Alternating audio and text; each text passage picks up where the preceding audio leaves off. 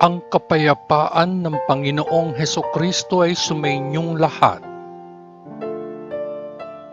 Magandang araw sa inyong lahat, saan mang sulok ng mundo kayo naroroon sa sandaling ito. Ang babasahing mabuting balita sa araw na ito ay pinamagatan kong sino mang gustong magyabang, dapat ipagmalaki niya ang ginawa ng Diyos. Pagbasa sa banal na ebanghelyo ayon sa ikalawang liham ni Apostol Pablo sa mga taga-Korinto, mga kabanata 10 hanggang 13. Ipinagtanggol ni Pablo ang kanyang paglilingkod.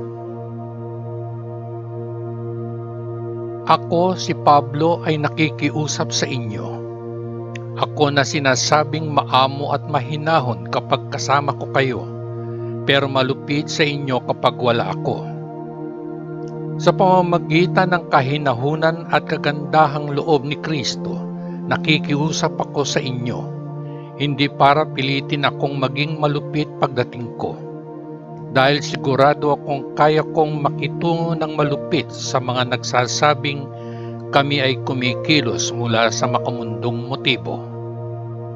Totoong nabubuhay kami sa mundo, ngunit hindi kami lumalaban mula sa makamundong motibo. Ang mga sandatang ginagamit namin sa aming pakikipaglaban ay hindi sandata ng mundo, kundi ang makapangyarihang sandata ng Diyos na ginagamit namin upang sirain ang mga muog. Sinisira namin ang mga maling argumento. Hinihila namin pababa ang bawat mapagmataas na balakid na itinatatag laban sa kaalaman ng Diyos. Binibihag namin ang bawat pag-iisip at ginagawa itong sumunod kay Kristo. At pagkatapos ninyong mapatunayan ang inyong buong katapatan, magiging handa kaming parusahan ang anumang gawain ng pagtataksil. Tinitingnan ninyo ang panlabas na anyo ng mga bagay. Mayroon bang sino man doon na nagtuturing na siya ay kay Kristo? Bueno, hayaan siyang mag-isip muli tungkol sa kanyang sarili, dahil kami ay kay Kristo katulad din niya. Sapagkat hindi ako nahihiya, kahit na medyo nagyabang ako tungkol sa awtoridad na ibinigay sa amin ng Panginoon. Awtoridad na hubugin kayo, hindi para sirain kayo. Ayokong lumabas na sinusubukan ko kayong takutin sa aking mga sulat. May magsasabi, ang mga sulat ni Pablo ay mabigat at matibay, pero kapag kasama natin siya sa personal, siya ay mahina at ang kanyang mga salita ay walang kabuluhan. Ang taong gayon ay dapat na maunawaan na may pagkakaiba sa pagitan ng kung ano ang isinusulat namin sa aming mga liham kapag kami ay wala at kung ano ang aming gagawin kapag kami ay kasama ninyo. Siyempre, hindi kami mangangahas na uriin ang aming sarili o ikumpara ang aming sarili sa mga taong napakataas ng pahalaga sa kanilang sarili. Gaano sila kahangal. Bumubuo sila ng kanilang sariling mga pamantayan upang maging suwatan ng kanilang sarili, at hinahatulan nila ang kanilang sarili ayon sa kanilang sariling mga pamantayan. Samantalang sa amin gayon paman, ang aming pagmamapuri ay hindi lalampas sa tiyak na limitasyon. Ito ay mananatili sa loob ng mga limitasyon ng gawaing itinakda ng Diyos para sa amin, at kabilang dito ang aming gawain sa inyo. At dahil nasa loob kayo ng mga limitasyong iyon, hindi kami lumalagpas sa kanila nang kami ay pumunta sa inyo na nagdadala ng mabuting balita tungkol kay Kristo. Kaya hindi namin ipinagmamalaki ang gawaing ginawa ng iba na lampas sa limitasyong itinakda ng Diyos para sa amin. Sa halip, umaasa kaming lalago ang inyong pananampalataya at makagawa kami ng higit na dakilang gawain sa inyo na laging nasa loob ng limitasyon na itinakda ng Diyos. Kung gayon, may pangangaral namin ang mabuting balita sa ibang mga bansa sa ibayo ninyo, at hindi na namin kailangang ipagmalaki ang gawaing nagawa na sa bukid ng ibang tao.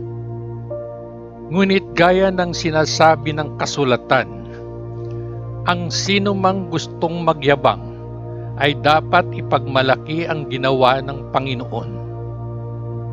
Sapagkat kapag ang Panginoon ay nag-isip ng mabuti sa isang tao, siya ay tunay na sinasang-ayunan at hindi kapag iniisip niyang mabuti ang kanyang sarili. Apostol Pablo at ang mga huwad na apostol. Sana pagbigyan ninyo ako, kahit kapag medyo hangal ako, gawin pakiusap. Ako ay naninibugho para sa inyo gaya ng Diyos. Kayo ay tulad ng isang dalisay na birhen na aking ipinangako sa isang lalaki lamang, kay Kristo mismo. Natatakot ako na baka masira ang inyong isipan at iwanan ninyo ang inyong buo at dalisay na debosyon kay Kristo, sa parehong paraan na si Eva ay nalinlang ng matalinong kasinungalingan ng ahas. Dahil malugod kayong nagpaparaya sa sinumang lumapit sa inyo at mangaral ng ibang Jesus, hindi ang aming ipinangangaral, at tinatanggap ninyo ang isang espiritu at isang ibanghelyo, naganap na naiiba sa espiritu at sa ibanghelyo na inyong natanggap mula sa amin. Hindi ko inisip na ako ay mas mababa sa mga napaka-espesyal na tinatawag na mga apostol ninyo. Marahil, ako ay isang baguhan sa pagsasalita, ngunit tiyak na hindi sa kaalaman. Nilinaw namin ito sa inyo, sa lahat ng oras at sa lahat ng kondisyon. Hindi ko kayo siningil ng kahit ano nang ipinangaral ko sa inyo ang mabuting balita ng Diyos. Nagpakumbaba ako para kayo ay maging mahalaga. Kamalian ko ba iyon? Habang ako ay nagtatrabaho sa piling ninyo, binabayaran ako ng ibang simbahan. Ninanakawan ko sila kumbaga para kayo ay matulungan. At sa panahong kasama ko kayo, hindi ko kayo inistorbo para sa tulong kapag kailangan ko ng pera. Ang mga kapatid na nanggaling sa Macedonia ang nagdala sa akin ng lahat ng kailangan ko. Tulad noong nakaraan, gayon din sa hinaharap, hindi ako magiging pabigat sa inyo. Sa pamamagitan ng katotohanan ni Kristo sa akin, ipinapangako ko na ang pagmamalaki kong ito ay hindi mapapatahimik saan man sa buong Akaya. Nasasabi ko ba ito dahil hindi ko kayo mahal? Alam ng Diyos na mahal ko kayo. Ipagpapatuloy ko ang ginagawa ko ngayon upang maiwasan ang iba pang mga apostol na iyon na magkaroon ng anumang dahilan para ipagmalaki at sabihin na sila ay gumagawa sa parehong paraan na ginagawa namin. Ang mga lalaking iyon ay hindi tunay na mga apostol. Sila ay mga huwad na apostol na nagsisinungaling sa kanilang gawain at nagkukunwaring mga tunay na apostol ni Kristo. Bueno, hindi nakakagulat. Maging si Satanas ay maaaring magkunwaring anghel ng liwanag. Kaya't hindi malaking bagay kung ang kanyang mga lingkod ay magbalat kayo upang magmukhang mga lingkod ng katuwiran. Sa huli ay makukuha nila kung ano ang nararapat sa kanilang mga aksyon. Ang mga pagdurusa ni Pablo bilang isang apostol. Inuulit ko, walang dapat mag-isip na hangal ako. Ngunit kung gagawin ninyo, tanggapin ninyo man lang na ako ay hangal, nang sa gayon man lang ay may kaunti akong ipagyayabang.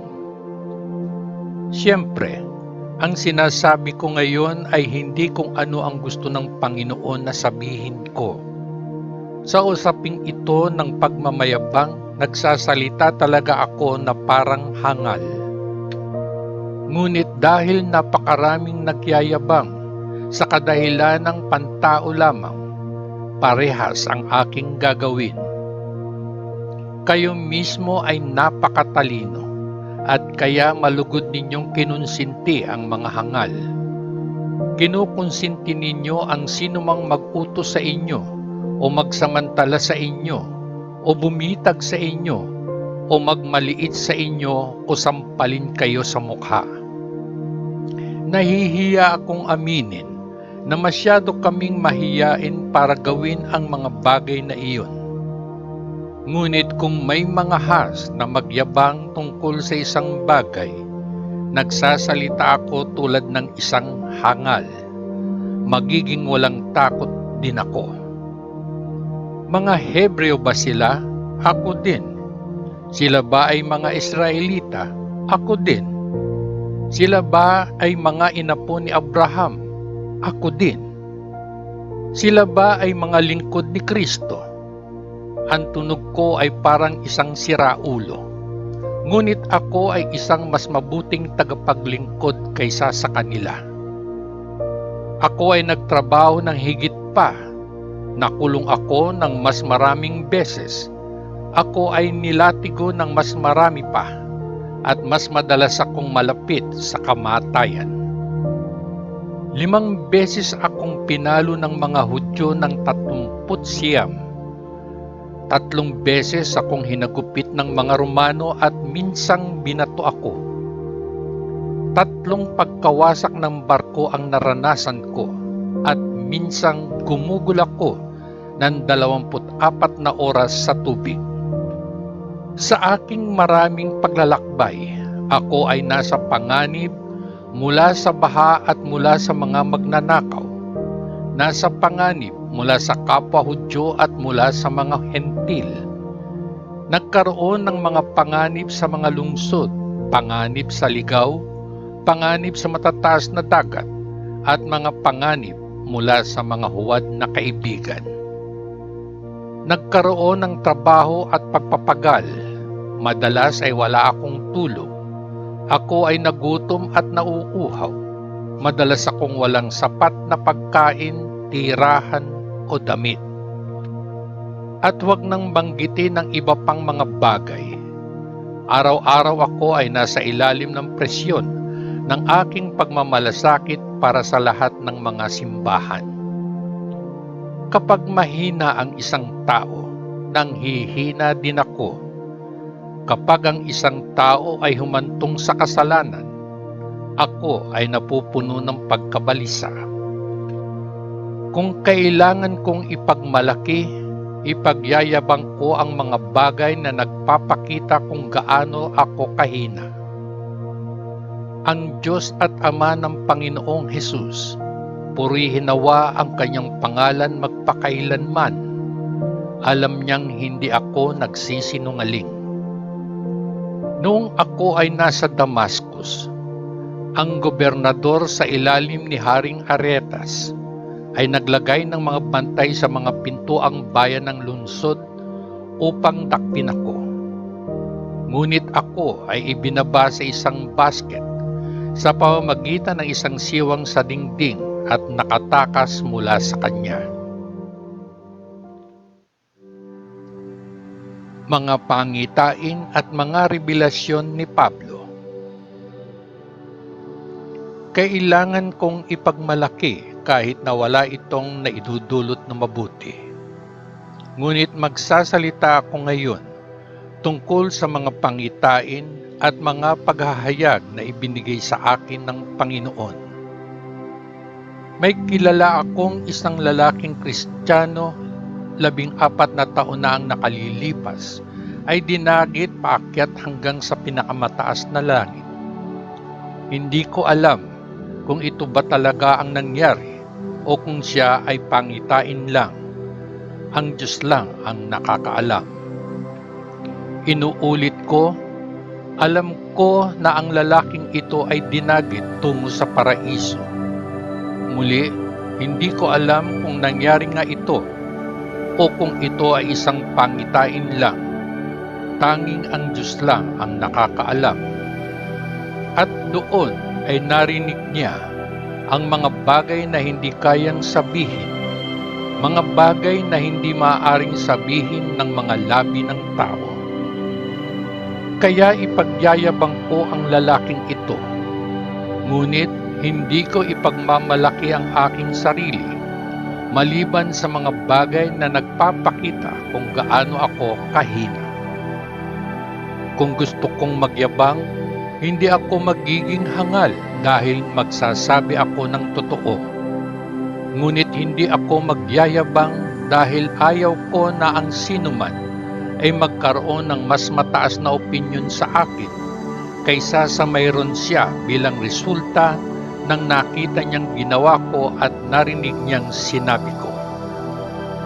Ngunit para mapigilan akong pumutok sa pagmamataas, dahil sa napakaraming magagandang bagay na nakita ko, binigyan ako ng masakit na pisikal na karamdaman na nagsisilbing mensahero ni Satanas upang talunin ako at pigilan ako sa pagmamalaki. 3 beses akong nanalangin sa Panginoon tungkol dito at hiniling sa Kanya na alisin ito. Ngunit ang sagot niya ay, ang aking biyaya lang ang kailangan mo dahil ang aking kapangyarihan ay pinakadakila kapag ikaw ay mahina. Ako ay higit na masaya kung gayon upang ipagmalaki ang aking mga kahinaan, upang madama ang proteksyon ng kapangyarihan ni Kristo sa akin. Kontento na ako sa mga kahinaan, pang-iinsulto, paghihirap, pag-uusig, at paghihirap alang-alang kay Kristo. Sapagkat kapag ako ay mahina, kung gayon, ako ay malakas. Ang pag-aalala ni Pablo para sa mga taga-Korinto. Para akong hangal, pero nagawa ninyong gawin ko iyon. Kayo ang dapat na magpakita ng inyong pagsang-ayon sa akin. Dahil kahit na kung ako ay walang anuman, hindi ako mas mababa sa mga napaka-espesyal na apostol ninyo sa anumang paraan. Ang maraming mga himala at mga kababalaghan na nagpapatunay na ako ay isang apostol ay ginawa sa inyo ng may matinding kahinahunan.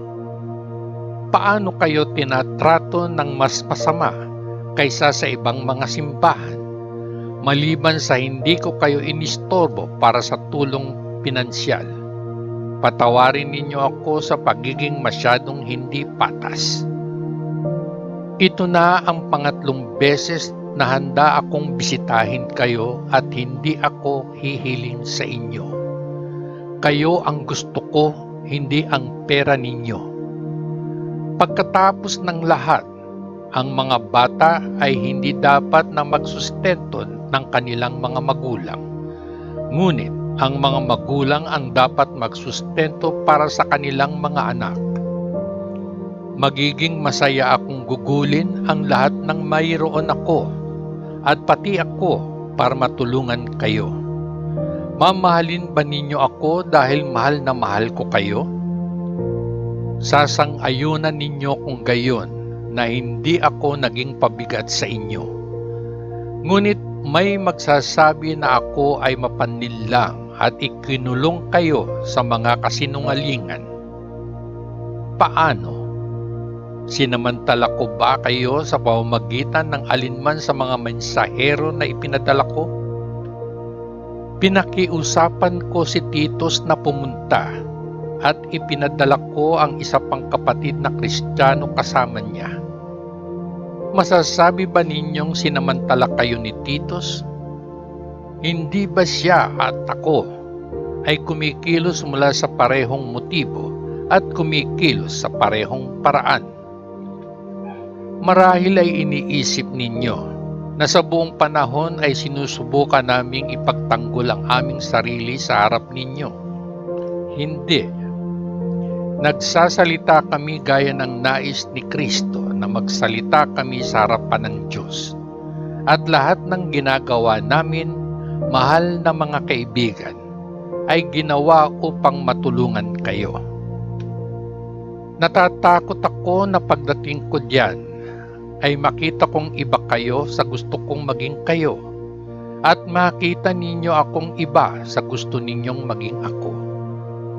Natatakot ako na makatagpo ako ng away at selos, mga mainit na ulo at pagkamakasarili, mga insulto at chismis, pagmamataas at kaguluhan. Natatakot ako na sa susunod na pagdating ko ay ipahiya ako ng aking Diyos sa inyong harapan at iiyak ako sa maraming nagkasala sa nakaraan at hindi nagsisi sa immoral na mga bagay na kanilang ginawa, kanilang pagnanasa at kanilang mga kasalanang sexual. Mga panghuling babala at pagbati. Ito na ang ikatlong beses na ako ay dadalaw sa inyo. Anumang akusasyon ay dapat panindigan ng ebidensya ng dalawa o higit pang saksi, gaya ng sinasabi ng banal na kasulatan. Gusto kong sabihin sa inyo na nagkasala sa nakaraan at lahat ng iba pa. Sinabi ko ito noon sa pangalawang pagbisita ko sa inyo. Ngunit sasabihin ko itong muli ngayong malayo na ako. Sa susunod na pagdating ko, walang makakaligtas sa parusa. Magkakaroon kayo ng lahat ng patunay na gusto ninyo na si Kristo ay nagsasalita sa pamamagitan ko. Kapag nakikitungo siya sa inyo, hindi siya mahina. Sa halip, ipinapakita niya ang kanyang kapangyarihan sa inyo.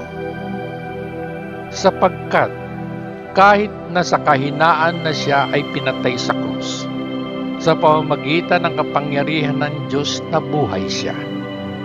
Sa pakikisa sa kanya kami rin ay mahina, ngunit sa aming pakikipag-ugnayan sa inyo ay makikibahagi kami sa kapangyarihan ng Diyos sa kanyang buhay. Ilagay ang inyong sarili sa pagsubok at hatulan ang inyong sarili upang malaman kung kayo ay nabubuhay sa pananampalataya. Tiyak na alam ninyo na si Kristo Jesus ay nasa inyo, maliban kung kayo ay ganap na nabigo. Naniniwala akong malalaman ninyo na hindi kami mga bigo. Idinadalangin namin sa Diyos na hindi kayo gagawa ng kamalian, hindi para ipakita na kami ay isang tagumpay, ngunit upang magawa ninyo ang tama kahit na tila kami ay mga bigo. Sapagkat wala kaming magagawa laban sa katotohanan, ngunit para lamang dito. Masaya kami kapag mahina kami pero malakas kayo. Kaya't ipinagdarasal din namin na kayo ay maging perpekto. Kaya nga sinusulat ko ito habang ako ay malayo sa inyo.